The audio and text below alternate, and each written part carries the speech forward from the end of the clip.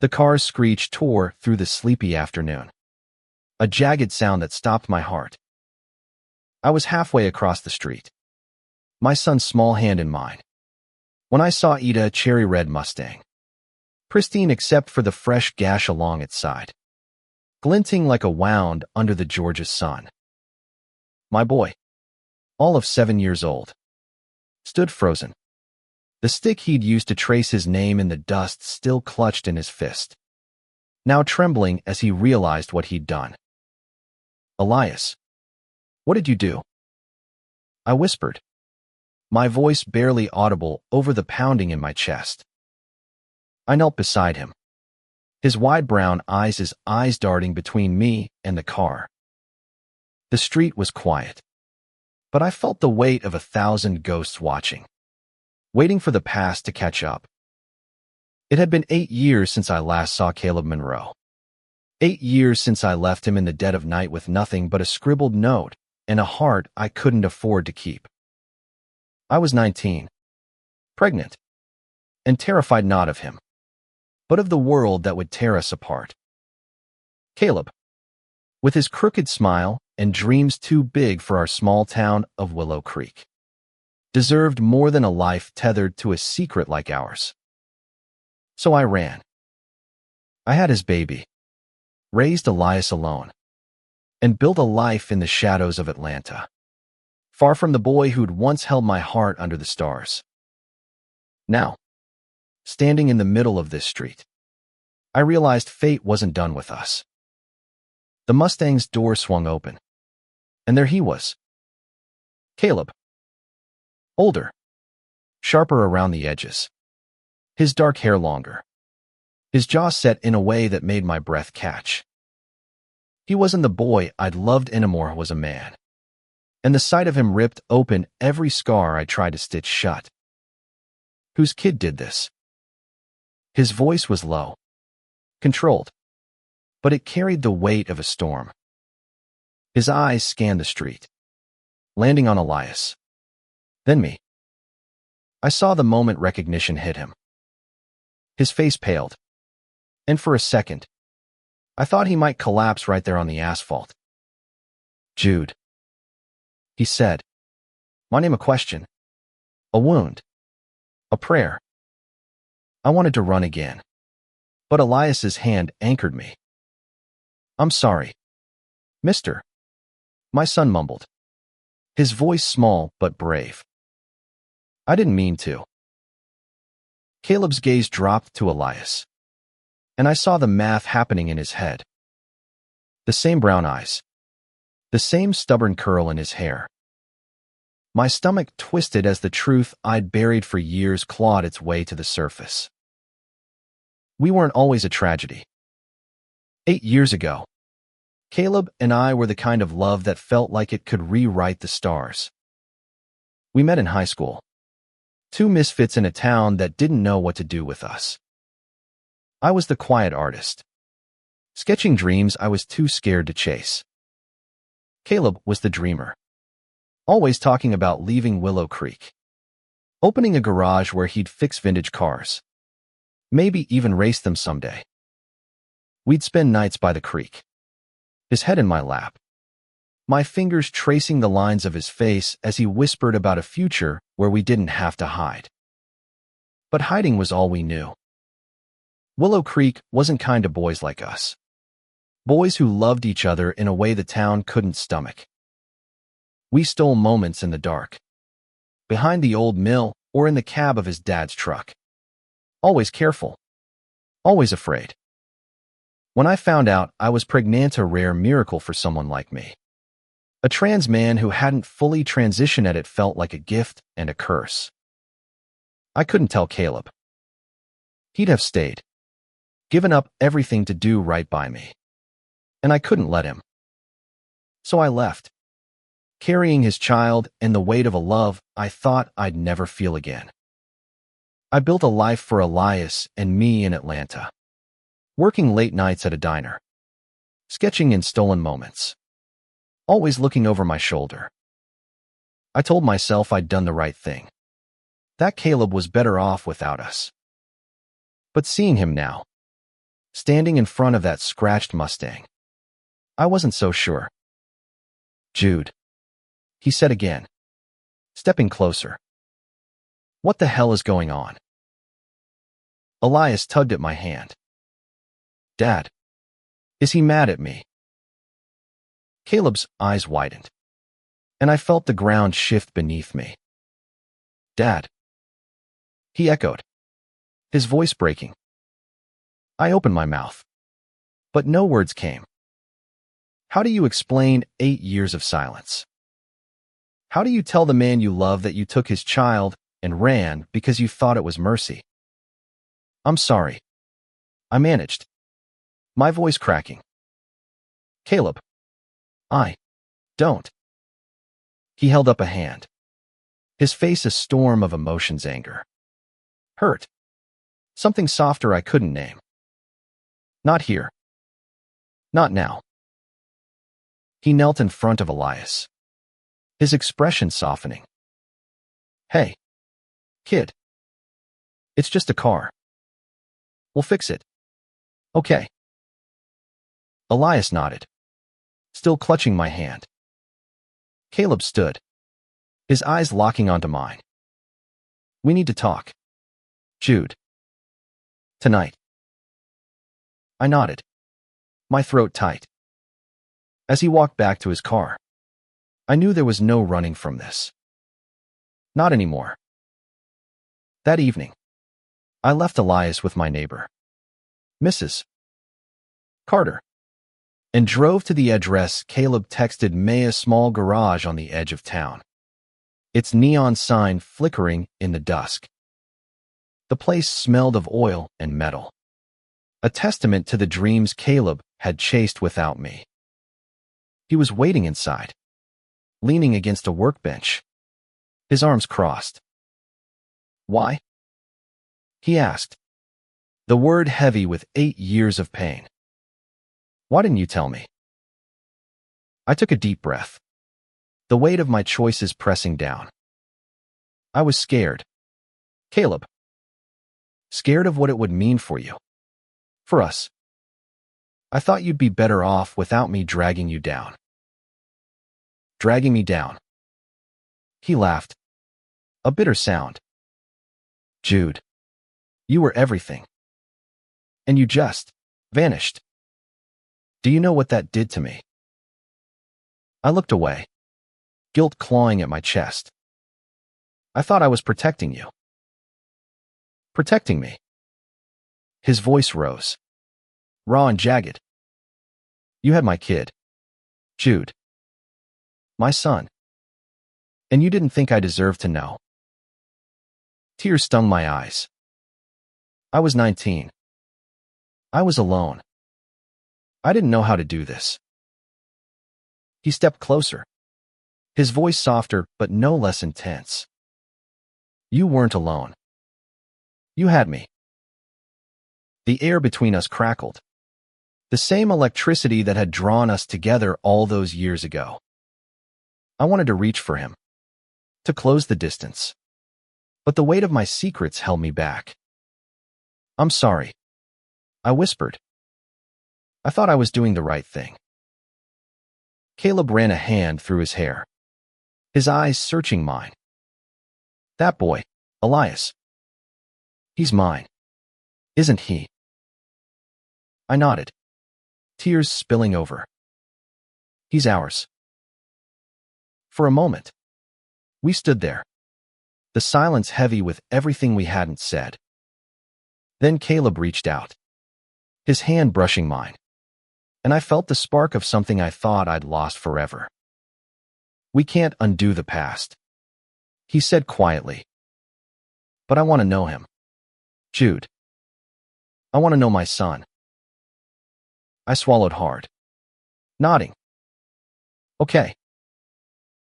As I drove home that night, the weight of the day settled over me.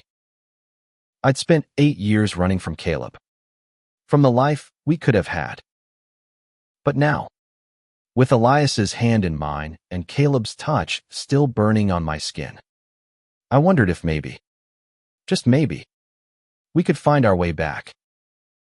The next morning, I woke to Elias's chatter, his small voice filling the apartment with questions about the car man. I hadn't slept, my mind replaying Caleb's words, his touch, the way his eyes had softened when he looked at our son. I was terrified of what came next, but there was no turning back now. I took Elias to the park, hoping the fresh air would clear my head. He ran ahead, his laughter a bright spot against the gray of my thoughts. I watched him climb the slide, his energy boundless, and wondered how I'd explain a father he'd never known, a father I'd kept from him. Caleb showed up at noon, as promised. He'd texted me earlier, asking to spend time with Elias, and I'd agreed, my heart in my throat. He arrived in a faded denim jacket, his hands stuffed in his pockets, looking as nervous as I felt. Elias spotted him and froze, his stick from yesterday now replaced with a soccer ball he clutched tightly. "Hey, buddy," Caleb said, crouching to Elias's level. "Want to kick that ball around?" Elias glanced at me, uncertain. I nodded, forcing a smile. "Go on, kiddo." They played for an hour, Caleb patient and gentle, Elias slowly warming to him. I sat on a bench, watching them, my chest tight with a mix of joy and fear. This was what I'd wanted to protect: Elias's innocence, his happiness. But seeing him with Caleb, I realized how much I'd taken from them both. When they finally joined me, Elias was beaming, his cheeks flushed. "He's cool, Dad," he whispered, tugging my sleeve. Caleb caught my eye, a question in his gaze. "Can we talk?" he asked, his voice low. I sent Elias to play again, and we sat on the bench, the space between us heavy with unspoken words. "He's amazing, Jude," Caleb said, his eyes on Elias. "He's got your heart, but he's got my stubborn streak." I laughed, a shaky sound. "Yeah, he does." Caleb turned to me, his expression serious. "I want to be in his life. I don't know how this works, but I'm not letting him go again. Were you?" My breath caught. "Caleb, no. Let me finish." He leaned closer, his voice raw. "I loved you, Jude. I still do. And I know you ran because you thought you had to. But you don't get to make that choice for me anymore." Tears pricked my eyes. "I don't know if I can fix this." "You don't have to fix it alone," he said, his hand finding mine. "We do it together." Over the next few weeks, Caleb became a fixture in our lives. He'd show up after work, his hands stained with grease from the garage, and play with Elias or help with homework. I watched them bond, my heart swelling and breaking all at once. Elias didn't know Caleb was his father, yet he wasn't ready for that conversation, but he adored him. And that was enough for now. But Willow Creek wasn't as forgiving as Caleb. Word spread fast in a small town, and soon, whispers followed me at the grocery store, the diner, even the park. "That's the guy who ran off with Caleb Monroe's kid." I'd spent years building armor against judgment. But this was different. This was home, the place I'd fled to escape these very stairs. One night, after Elias was asleep, Caleb came over. We sat on my tiny balcony, the stars above us a painful reminder of the nights we'd shared as teenagers. "People are talking," I said, my voice barely above a whisper. "They're saying I ruined you." Caleb's jaw tightened. "Let them talk. They don't know us. But they'll never accept us, I said, my fears spilling out. Not here. Not like this. He took my hand, his grip firm. Then we make them. Or we leave. But we do it together. Jude. You. Me. And Elias. I wanted to believe him. But the weight of the town's judgment pressed down. And then there was my own guilt.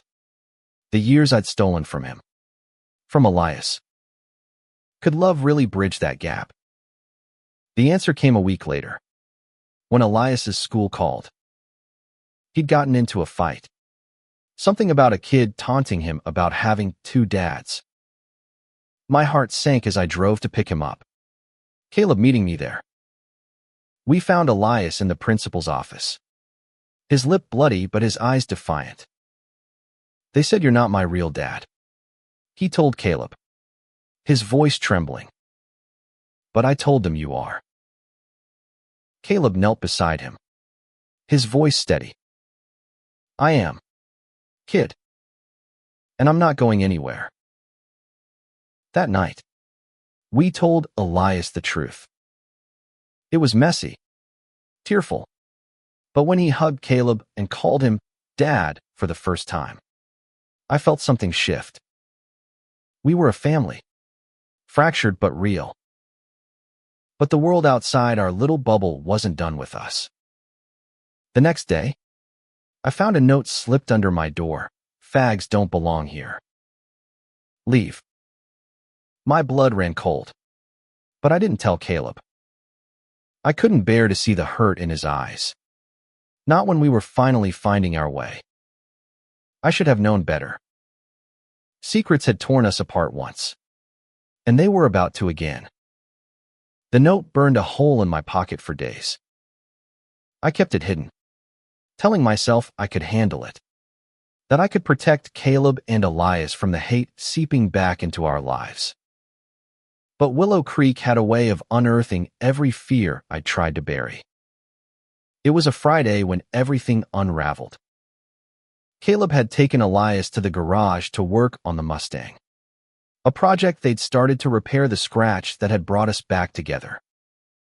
I was at the diner, finishing a shift, when my phone buzzed with a text from Caleb. "Get to the garage. Now." I drove faster than I should have, my heart pounding.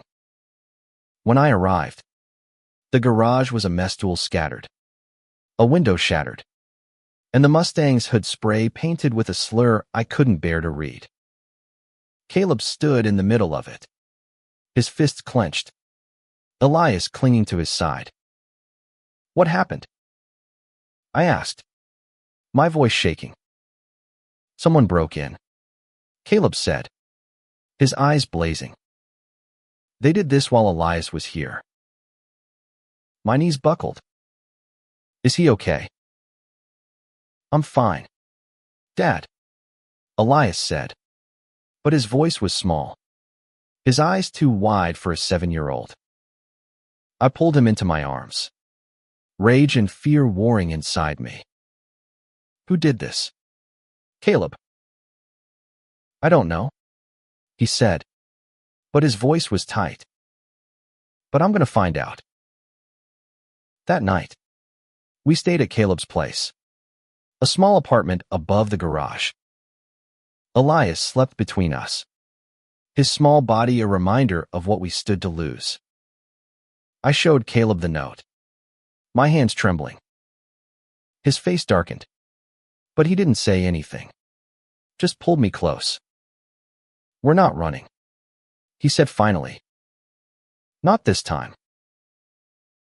The next morning, Caleb called a friend on the police force, and by noon, they'd caught the culprits, 3 teenagers, kids of people we'd gone to high school with, raised on the same prejudices we'd fought against.